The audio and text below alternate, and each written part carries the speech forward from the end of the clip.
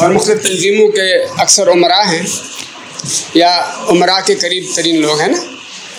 तो मेरी गुजारिश सिर्फ ये है कि ये सब मिलकर एक थिंक टैंक बना लें और मशवरा कर लें बाहम कि भाई हम अपनी इमारतों से तो मुस्तफ़ी होते हैं, क्योंकि इमारत तो होती है क़ुव्वत नाफ़िज़ा के साथ।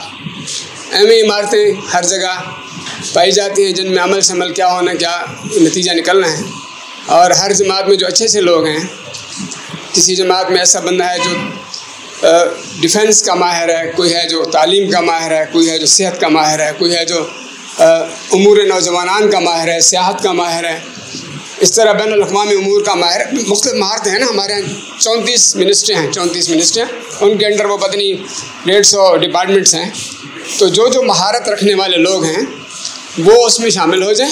एक उबूरी आरजी अमीर भी ना हो, मसूल ज़िम्मेदार कि भी इस हफ्ते के लिए, इस महीने के लिए, साल के लिए, 6 महीने के लिए ये इस पूरे सेटअप का निगरान होगा और ये तश्कील करेगा कि आप जो सेहत के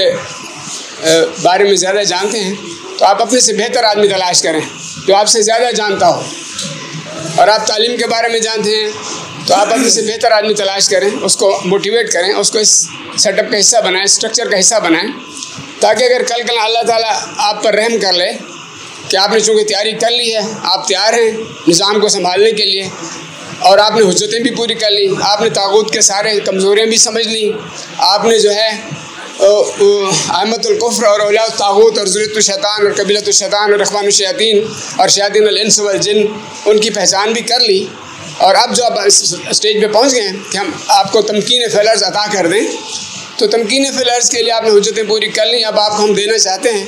अल्लाह का है कि हम आपको देना चाहते हैं और आपके पास बंदे ही कोई ना हो। जैसे इमरान खान के पास टीम तो थी, लेकिन जब आई तो वो कुछ कम पड़ गई या नहीं मिली। तो इस तरह वो टीम एक बना लें कि जिनके पास कुछ महारतें हासिल हों और वो उस निज़ाम का स्ट्रक्चर बना लें कि कल अल्लाह ताला ने अगर हमें कोई तौफ़ीक़ अता फ़रमाई और हमने उम्मत मुस्लिमा की या उम्मत नी मुस्लिमा की या उम्मत गैर मुस्लिमा की खिदमत करनी हुई, वहदत आदम की बात करना। बाकी जो हमारी इबादत के रसूम हैं वो चाहे शियों के हैं, सुन्नियों के हैं, वहाबियों, देवबंदियों, अहले हदीस, हिंदुओं या यहूदियों, ईसाइयों के भी है ना। उमर फ़ारूक के दौर में उन्होंने 8% सिर्फ मुसलमान हुए थे, 92% अपने अपने मज़हब पे रहे, लेकिन उमर फ़ारूक को उनसे कोई प्रॉब्लम नहीं हुआ और ना उन लोगों को उमर फ़ारूक से प्रॉब्लम हुआ। अल्लाह ने जो कहा इन्नल्लाह यामुरु बिल अदल वल इहसान, अदल एहसान की बात, अख़ुवत की बात, इक्वल अपॉर्चुनिटी की बात, इस तरह जो है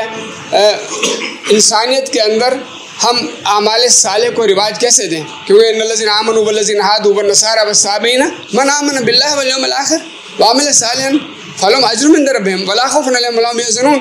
वही वादा जो अला इन्ना औलिया अल्लाह ला खौफुन अलैहिम वला हुम यहज़नून के साथ है, वही